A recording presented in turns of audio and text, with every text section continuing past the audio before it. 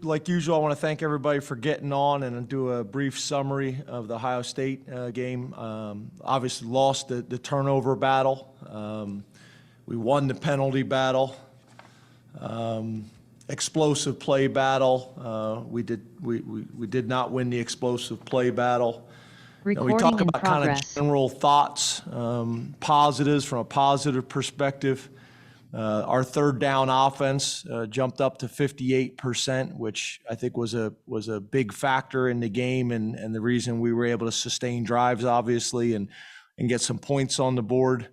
Our red zone defense was impressive. We held them to 16% scoring in the red zone. They had been up to this point this year, 79% scoring. In the red zone, I thought we were much more physical up front, really on both sides of the ball, O-line, D-line, and tight ends. And then I think our defense continues to do a great job in sudden change defense. Opportunities for growth, protecting the football on offense, creating turnovers on defense. We got to be more explosive on offense, and then we got to eliminate explosive plays. I thought we did a great job defensively in the first half.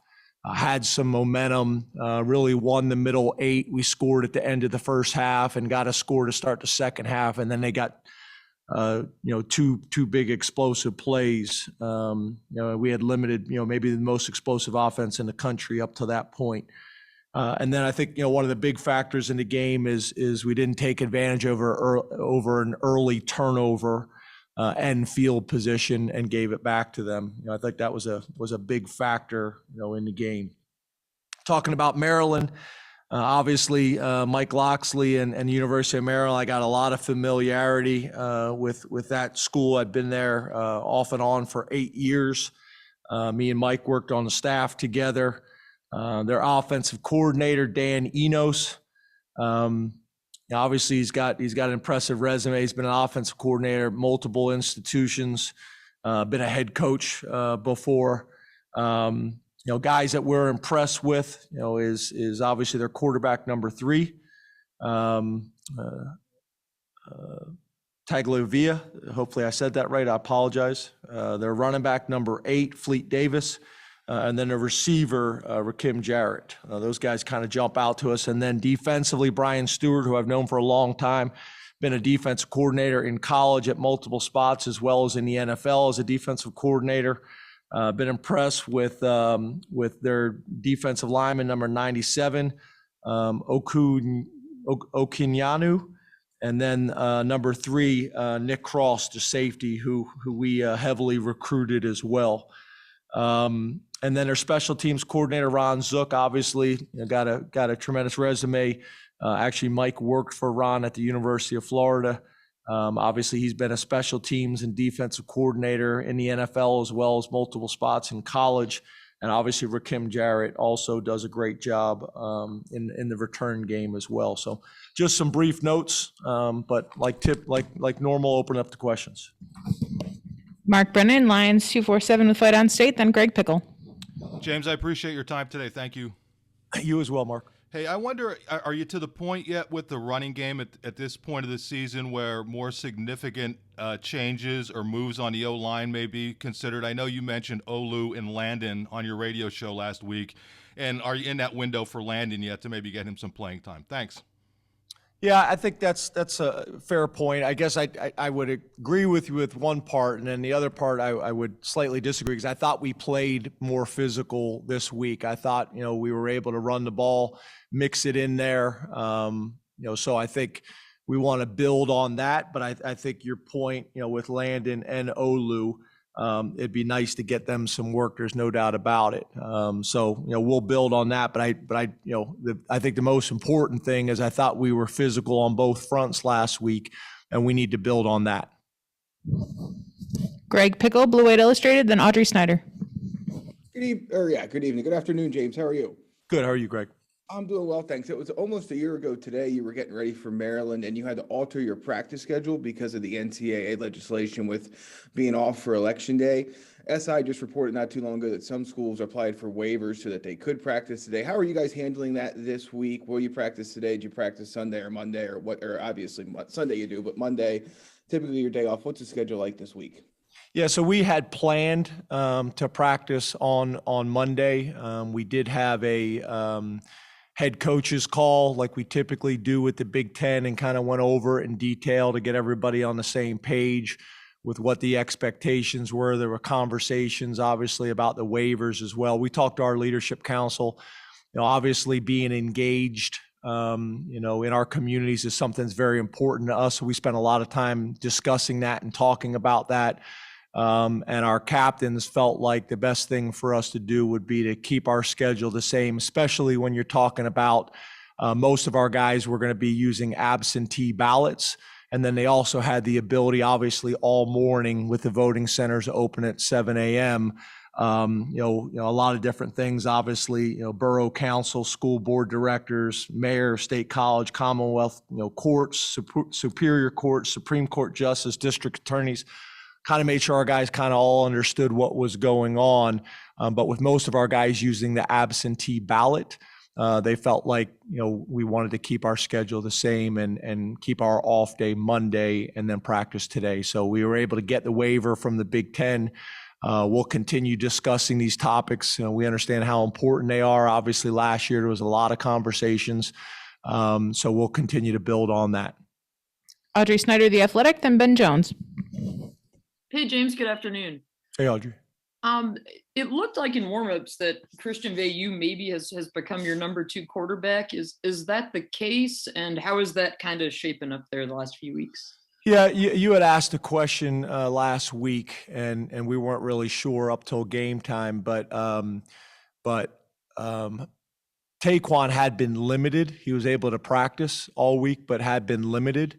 So based on the number of reps and where he was at, talking to the doctors and trainers, we decided that Veilleux would be in that position on Saturday. And then obviously we'll do the same thing this week and look at it. But it was because of his reps being limited was the reason for that.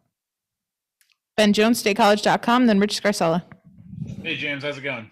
Good, Ben, you? No complaints. This sounds like a second guess. It's not at all. I'm just genuinely curious. You guys turned down a penalty that would have given you an extra snap inside the 2 or the 3. Obviously, you're right there on the goal line. You score on the next play, so it all works out. But I'm curious, what were the steps that go into a decision like that, where maybe someone else might think that it's obvious to take the extra down when you're that close? And how deep are your situational guides for things like that? Yeah. So, when I was asking the officials, what the situation would be, we would have lost a little bit of yardage, according to the officials. We would have gained it down. There's no doubt about it. But talking to our coaches on the headset, the ball at the 1 yard line, we felt good about that.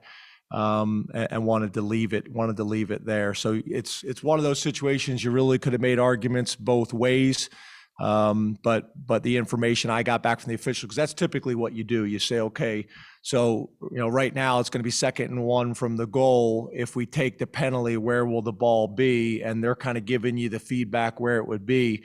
So, you make the decision you think's in everybody's best interest right there. And talking to the coaches on the headset and how the officials explained where it would be, we felt like that was the best situation.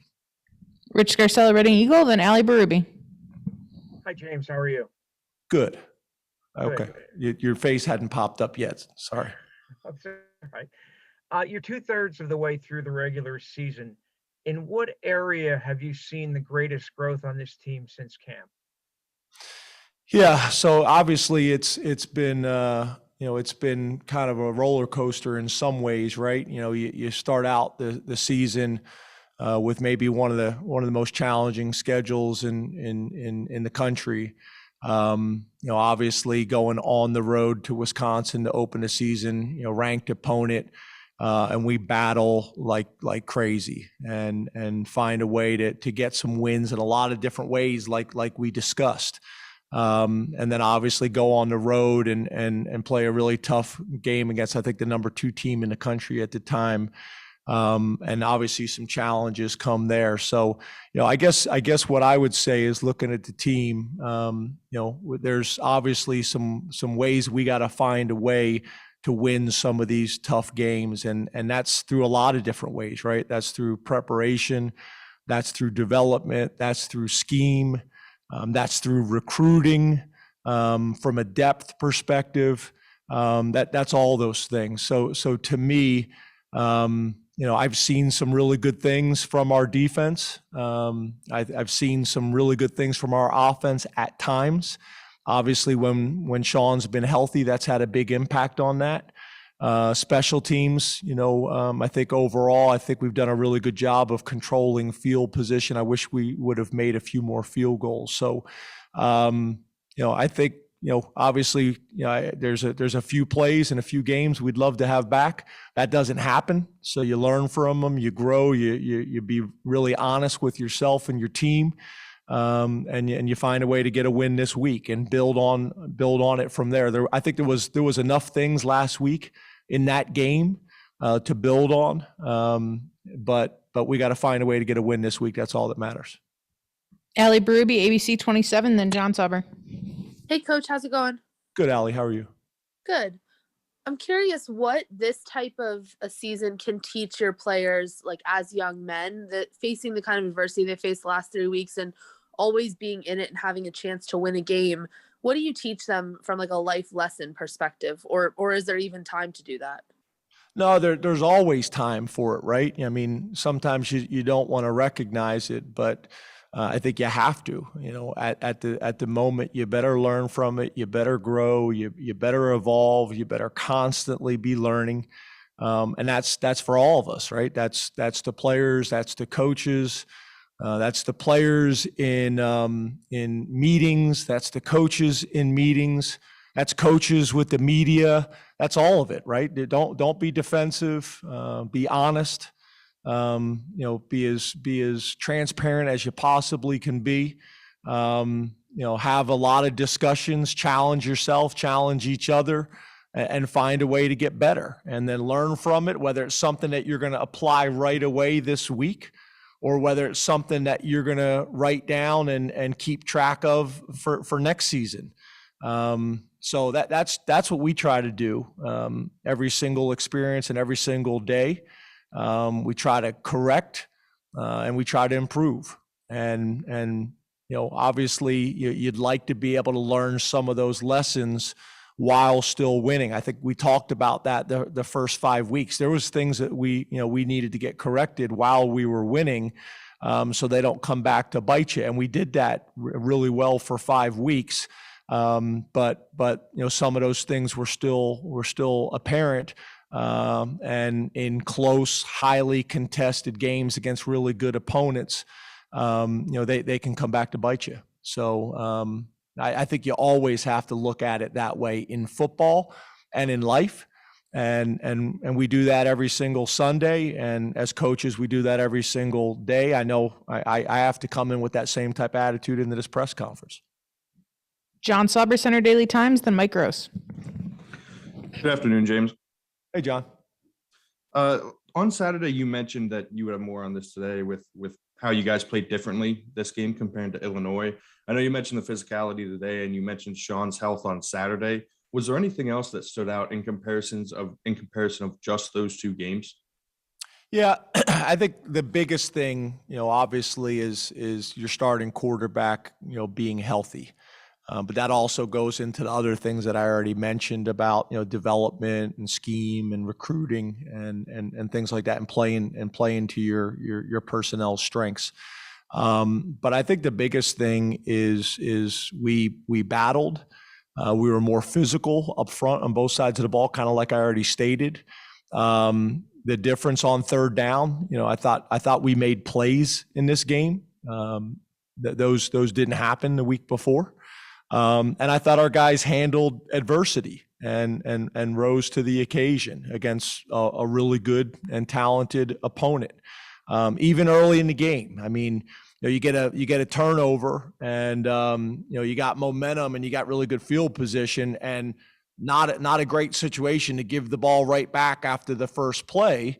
And a lot of teams against that opponent on the road, that would have been difficult to overcome. The momentum would have swung, but our defense stepped right up and made some big plays and gave our offense a chance to, pay it forward back to them as well. And then I think we went on a 90-yard,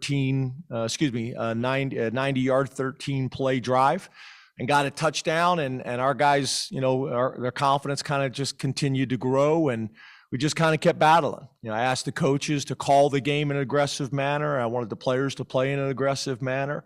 And for the most part, we did that. I mean, obviously every game you're going to be able to look back and point out, things that you want to get better. But there was some positive signs to build on. And again, we got to correct the issues and the mistakes. Mike Gross, LNP News, then Joe Smeltzer. Good afternoon, James. How are you? Hey, Mike. Good. How are you? I'm good, thanks. John brilliantly anticipated my question, so I'm dancing a little bit here. But it looked like on the defensive line, it looked like Derek Tangelo sort of took PJ's role last week more than previously. Am I imagining that? It looked like he was lined up directly over center. And just talk a little bit about how you changed things for run defense purposes. Yeah, I think a couple things. Obviously, when you lose two guys, we lost obviously Sean Clifford, our captain on offense, a significant role, and you lose PJ Muster for Sean for a half and then limited, and then PJ obviously for the season. Those aren't quick fixes, and I think the combination of Tangelo as well as Izzard and Devon Elise, those guys have stepped up. They probably weren't ready to do it right away in the second half, and probably weren't ready to do it right away the next game, but they're getting better. Tangelo was already playing at a pretty high level.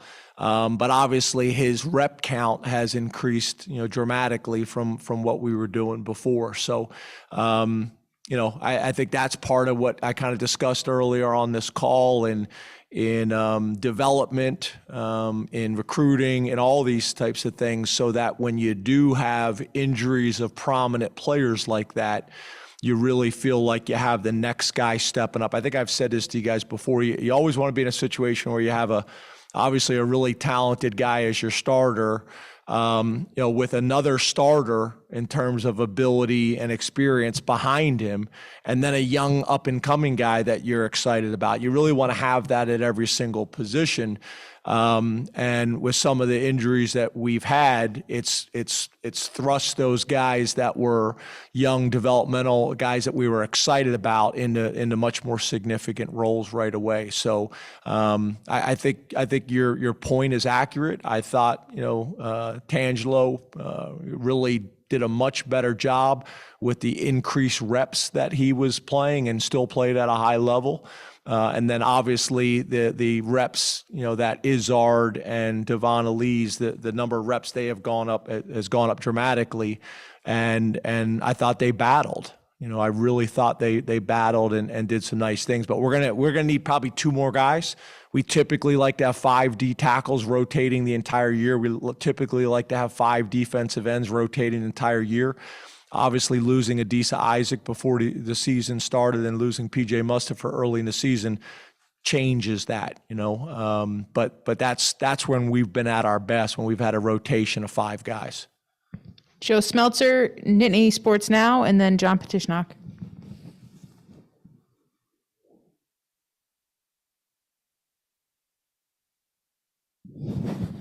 Joe? Mike, you're not letting them click over? Is it, Mike, you want another question? Is that why you're still on my camera? Joe, do you have a question? I know, Mike. I know. I'm just messing with you. There we go. I can't hear you.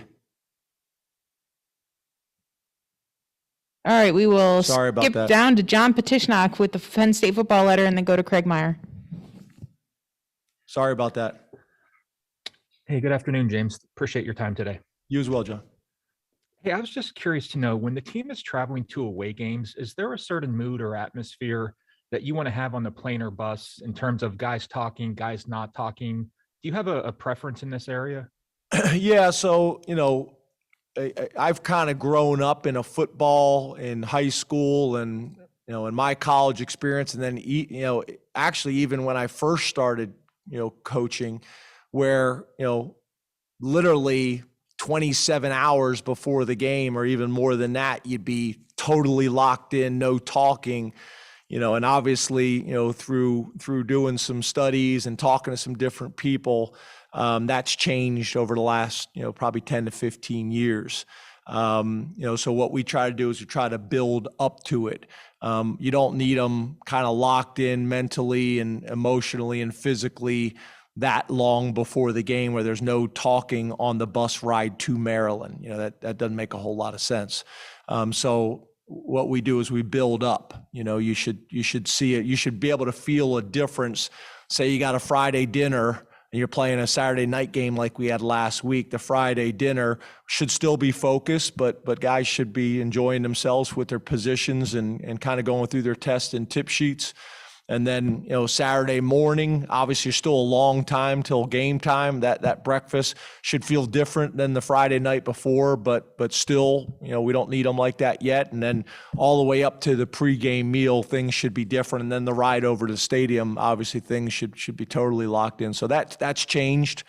Even in my time as a coach, it's changed dramatically from my first couple of years in coaching to what it is now.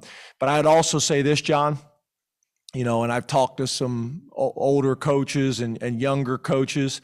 There's times where you feel like the team is too loose, and then you go play your tail off. And there's times where you think the guys are focused and locked in and you don't play as well. So it's kind of hard to read. And there's so many different factors that kind of go into that. That's why we try to keep our process as consistent as we possibly can. Craig Meyer, Pittsburgh Post-Gazette, then Daniel Gallen.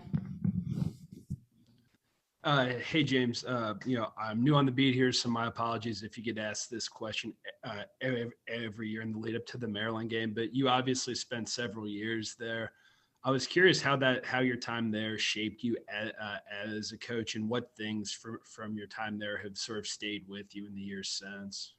Yeah, I had a great experience there. It was really my first big time, full-time job. Had a lot of success there I first went with Ron Vanderlinden, which is a guy that a lot of people around here know because he was on staff here for a long time.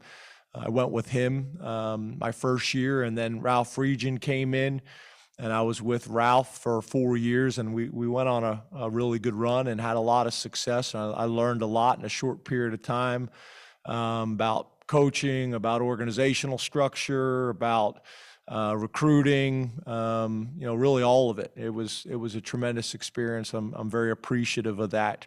Obviously recruiting that area, had a lot of success in recruiting that area. Was still recruiting Pennsylvania at the time as well. So that was helpful. My one daughter was born there. So there's a lot of fond memories. My wife worked in the admissions office on campus. She's got a lot of friends there and in the community. A lot of my dad's side of the family is there. So I got a lot of cousins and what I call aunts and uncles in that area. And then a lot of friends that are high school coaches and things like that. So I had a really good experience. I'm very appreciative. I'm very appreciative of my time there. Obviously, Debbie Yao was the athletic director at the time and had a big impact on my career as well, her and Ralph Friedgen. So yeah, I had a great experience there. I'm very appreciative of it. Obviously going back, there's still a lot of people I know, but there's also been a tremendous amount of changes as well, from a facility standpoint and all those types of things. So I don't think at this stage it gives, anybody an advantage or anything, because the rosters are completely different and the philosophies are very different, but obviously there's a lot of familiarity. Daniel Gallen, Penn Live, then Corey Geiger. Good afternoon, James. Hey, Daniel. You mentioned Talia Tonga Bailoa earlier. As a quarterback, he's had some ups and downs this year. what have you kind of seen from him on film, and how do you think that your defensive skill talent matches up with what Maryland has on that side of the ball? Yeah, he's a really talented guy. He's can make plays, with his arm. He makes some big time throws, and he can extend plays and make plays with his feet, and does a really nice job with that as well. And I think their scheme does a good job of taking advantage of both of those things too. So, I've been very impressed with him. I think, obviously like we all kind of deal with, at this level, you look at, some of the plays that he's been able to make, in the games that they've won, and you look at some of the challenges and issues that he's had, that we're all working through. But overall, I've been really impressed with him over the last couple of years and what he's been able to do. They're a talented, fast, athletic team, and he does a good job getting the ball to players in space, pretty consistently. So I think it's going to be a real challenge. I know our coaches and players are excited about the opportunity, but it'll be a real challenge. Corey Geiger, DK Pittsburgh Sports, then Neil Rudell. Hi, James. Hey, Corey. I want to ask you about Mike Yurcich. He came in with a tremendous resume, obviously. You moved on from Kirk to him. I know you're big in the stats and everything. The NCAA stats show you're down in most key offensive numbers this year compared to last year. So I'm just curious what some of the challenges have been like for Mike, and how would you analyze what he's done so far?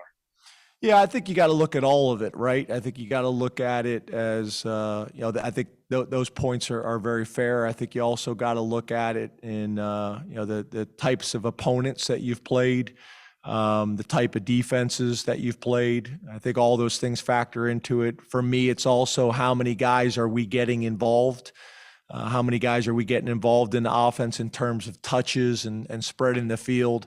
I also would say, when you look at your higher end opponents, what are we doing against those type of opponents as well? Ohio State, were we able to move the ball against Ohio State, like we did last week? So I think it's a fair point, Corey, and I get the question, but I also think it's like looking at records. Not all records are the same. If you have 5 wins and you've played 3 ranked opponents versus 5 wins and no ranked opponents, I think you have to look at all of it. But I do think it's a fair point. And I think when you look at analytics and you look at data, you have to be looking at it holistically, and that's part of it as well, right? If you played 3 unranked opponents to open the season non-conference, and scored 60 points a game on those opponents, those numbers are going to skew your numbers the rest of the year in a positive way. So I think you got to look at it all, and that's kind of how I do. Neil's mic is still on the blink, but his question was, did a delayed return from Ohio State force you to change or adjust your preparation? Yeah, so we got back to Lash based on some weather in State College, and then not being able to find bus drivers that would drive us back, and then having to wait for staffing at the Harrisburg airport. I think we all realize that staffing is an issue across our country right now. So based on all of that, waiting to see if we could fly into State College, trying to get staffing in Harrisburg, and then also trying to find buses to drive us back, or find rooms to stay the night, which we weren't able to find rooms to stay the night. We ended up not getting back to Lash until about 6:30 in the morning, and then most of us getting home to our houses between 6:45 and 7 in the morning. What we did is pushed everything back that Sunday. Some people were able to get some sleep on the plane or on the buses, and then we pushed everything back in the morning so people could go home and get a few hours of sleep as a staff, and then the players obviously had most of the day to sleep. And then we practiced, later in the day, early evening. So we were still able to get our work done, but we did lose, obviously, we lost some hours, that morning, and we lost some hours the night before that we normally would have. Nate Bauer, Blue White Illustrated, then Tyler Donohue. Hey, James, how are you? Good, Nate. You mentioned being more efficient in the run after the game on Saturday, but having lacked explosive runs. Has that been a trend through the course of the season, those explosive runs? And what goes into that? What unlocks those as an offense?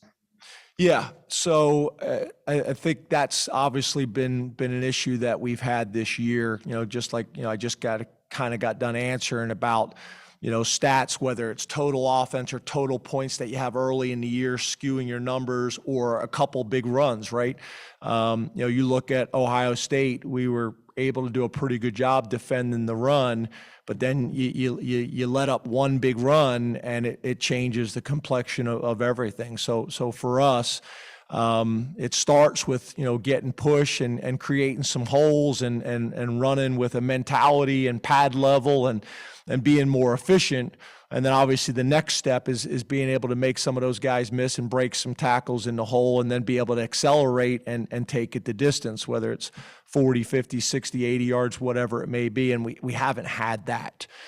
So that's something that we need to do. But I think obviously last week I thought was a step in the right direction from that standpoint. And now we need to do that plus creating the explosive plays.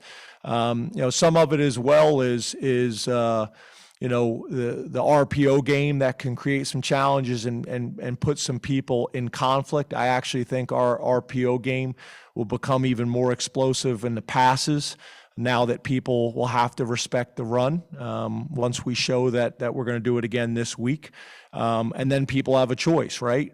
Do they double team a Jahan Dotson, or do they bracket somebody, or do they put you in a situation where you're able to run the ball consistently, and now they have to overload the box, and then it creates an RPO situation. So, making safeties miss is the next element. Watching on film, I think Maryland does a pretty good job with that. There's been a bunch of runs that have broke through, but the safeties have been able to get them on the ground.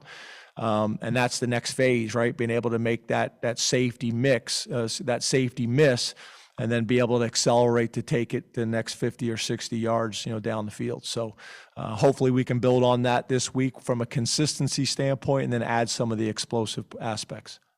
Two more questions. We'll start with Tyler Donohue, Lions 247, then Bob Flounder. Hey, good afternoon, James. Hey, Tyler. I wanted to circle back to Christian, if that's okay. We just haven't had a chance to talk much about him. With him being potentially one snap away from getting in there last Saturday, what kind of an impression has he made on you and the coaching staff over the course of this entire season behind the scenes? Yeah, his mental preparation with Sean, I think, has been really good, and it's grown. Obviously, when you talk about a guy coming in from high school, it's very different.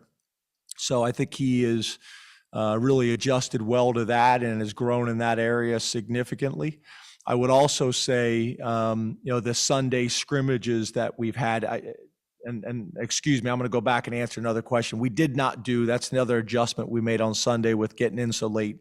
We cut out the normal Sunday scrimmage that we do with the non-travel guys, or the guys that didn't get a whole lot of reps in the game. But I do think the scrimmages that he's been able to get, him and Taquan on Sundays, I think has been really valuable. He's got really good poise. He's got really good arm strength. Sometimes he tends to throw, too much, with his arm and doesn't get his lower half incorporated in the throws. But he seems to have a pretty good understanding of where to go with the ball and why, and protections, which is a big thing usually for high school guys at this level, getting adjusted to. But I think his poise probably is the thing that stands out to me most. He looks very poised and comfortable and confident in the pocket. So those are probably, when I talk about impressions, those are the things that I would probably say.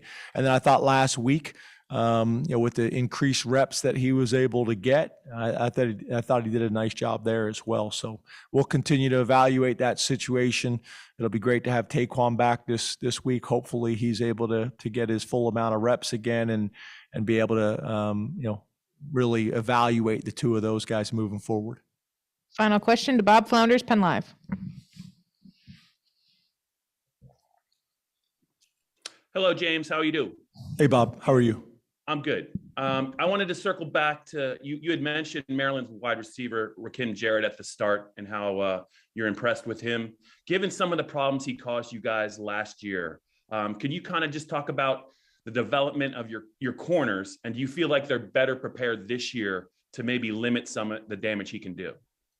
Well, I think last week is a pretty good sign in some ways, right? That was one of the more explosive offenses in college football. We had the two explosive plays on the hitch where we missed a tackle and kind of ran away, and then the deep over route. Obviously those two stand out, but in terms of competing and challenging throws, I think we've done that all year long. Obviously, he's a really good player, and has been since high school. So that'll be a challenge. What they do offensively will be challenging. And then also obviously what he's able to bring to the game. So, our guys remember last year, we've watched it as well. And then on top of that, obviously what we've tried to do all year this year from a pass defense perspective, also being able to get some pressure on the quarterback would help with all those things too. Thank you very much, Coach. Thanks, everybody. Thanks, guys.